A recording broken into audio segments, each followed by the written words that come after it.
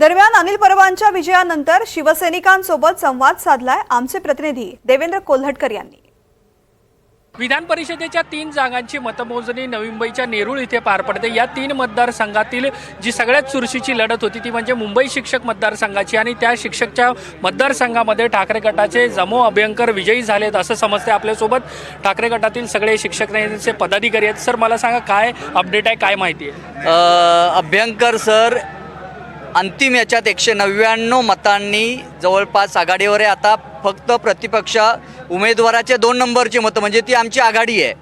त्याच्यामुळे अभ्यंकर सर महाविकास आघाडीचे उमेदवार, माननीय उद्धव बाळासाहेब ठाकरे पक्षाचे, शिवसेना पक्षाचे उमेदवार या ठिकाणी प्रथम फेरीत नाही परंतु अतिशय नेटाने आणि थाटात या ठिकाणी निवडून आलेले आहेत। आणि महाविकास आघाडीचा पुन्हा एकदा उमेदवार या मुंबईमध्ये पदवीधर मतदारसंघासोबत अनिल परब साहेबांसोबत जमो अभ्यंकर सुद्धा या ठिकाणी निवडून आलेले आहेत। पदवीधर मतदारसंघातही ठाकरे गटाला यश मिळताना पाहायला मिळते आणि शिक्षक मतदारसंघामध्ये देखील विजय मिळालेला आहे। पदवीधर मतदारसंघामध्ये गेली 30 वर्षाची शिवसेना पक्षाची मक्तेदारी होती, परंतु गेली 3 टर्म या मतदारसंघावर एका वेगळ्या पक्षाचा, संघटनेचा त्या ठिकाणी पगडा होता।